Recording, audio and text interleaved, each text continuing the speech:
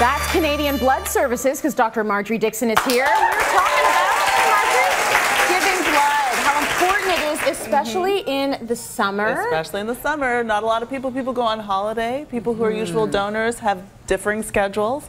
And we need blood donation all year long. I mean, I'm a doctor all year long, and we need blood all year long. Absolutely. Yeah. So people that are in need can get it. Let's talk about figuring out what your blood type is and what blood types are really needed. Okay, so it's important when you're giving blood for them to know what your blood type is, because you can't just give any blood to anybody. Yeah. The most in-demand blood type is O negative. And I just found out, full disclosure, it's okay, Joey Shulman is O negative. Oh, she is? Yeah, but she's a donor. She's a donor over there. She's a giver. She's a giver. And O negative is a universal donor. So for example, if there is a catastrophic accident or a mom or a baby comes in and they don't know their blood type, they will use O negative blood. So that can go into anyone's body? It can go anywhere. So when you're O negative, you're a universal donor. A universal receiver is an AB blood type. Okay, they can get any blood. Anybody. Okay. Yeah. All right, so you know your blood type. But I should actually elaborate that Canadians, go ahead. Only 15% of Canadians are negative, and 7% of those are O negative. So it's important to be tested, just like all these lovely people here, to find out, because if you're O negative, you're special in many ways, but even more special. Okay, all right, so make sure you figure out what your blood type is, and then you have to go and give. So let's talk about blood donation in general in Canada. Half of us as Canadians are actually eligible to donate. And the sad statistic is that less than 4% of the eligible people to give blood actually do give blood. So what do you think that's about? Do you think it's about fear, or? I think there's a generational thing. I think the generation ahead of us was more maybe cognizant or thoughtful or mindful of giving back and knowing that there was a need for blood. Maybe historically with wars, we knew the blood was needed. But blood is needed every day in a hospital. 16,000 blood donors needed weekly. Wow. 16,000 units of blood needed across Canada, not just in Ontario. Yeah. But this is across Canada. That's a lot. 1,600 new donors needed weekly. If you have a traumatic accident, like a car accident, how many units of blood do you think are required for that? I don't know. Guess. 3. 50. 50? In a catastrophic automobile accident. So that means 50 individuals will have had to have given a donation. How much blood? They're getting their blood taken. Folks in the audience. They're just being pricked. Like that's. They're just being pricked. They're just testing for their blood. Testing for their blood type. When you give blood, you give 450 cc's. Okay, that's what I was going to ask. So like less than half a liter of milk.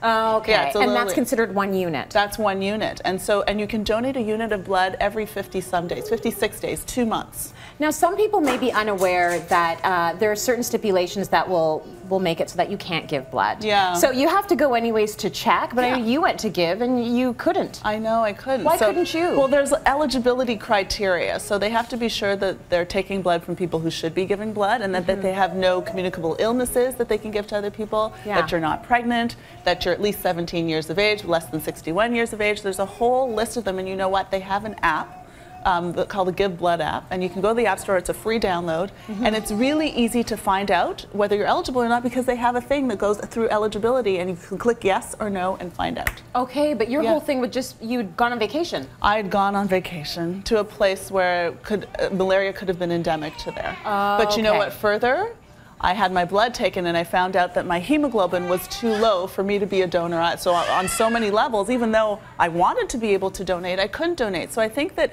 it's important. We're women, we're givers. It's important for us to be mindful of the fact that, I mean, most Canadians, 50-some% of Canadians know someone who needed a blood transfusion at some point. Right. Right? So why aren't we giving? Why aren't we giving? Well, the other thing is, do you still get a cookie? The food was awesome. So is it more than a cookie then? They had multiple different cookies. They had Bits and Bites, which is a personal fave. I love it too. So, yeah. Mini Melo. So they take care of you, and you know there's someone to walk you through, and at the end of it, they do a good job of also explaining the process once you get there. Yeah. I mean, I wanted to give blood. I think more of us need to be mindful. As a physician, for example, when I consent my patients to surgery, every day. Right. I say there's also this piece that if you should require a transfusion, I'm not expecting you to need one, but if you do, and thankfully the times that I've needed, it's easy. I call to the anesthetist, I say 2 units of packed cells, and we're good to go. Amazing. But we forget what goes into that. So we're very fortunate in this country to have Canadian Blood Services available and willing to have all of these clinics, and they're pop-up clinics all over the place. So I used the app again, and I went on and I wanted to see what's close to my house. So you enter your postal code. Wow. Do you know where they had a pop-up clinic? Where? In my very office building. Oh my gosh, see, that's convenient. And I think a lot of us we've got our heads down, we're going to work every day, trying to pay those bills, and we're not thinking about going out of our way to do this. Yeah. It actually doesn't have to be that far out of your way. Malls have it. They bring it to you and it's possible. Exactly. So it tells you, so you enter your postal code, you can figure out your eligibility criteria, then it shows you what's near to you, and then it tells you what date, and you can book an appointment for that date. They make it so easy. I think we just need to increase awareness for people to know that it's all over the place. You don't have to travel to it. It will come to you at some point. I want to talk a little bit about stem cells because I know that your father had an incident where he was basically given a new lease on life because of stem cell donation. So my dad was diagnosed, unfortunately, with multiple myeloma, and he has since passed. However, at the time that he required a stem, thank you. At the time, though, he needed a stem cell transplant because his bone marrow was very ill. It's bone marrow disease.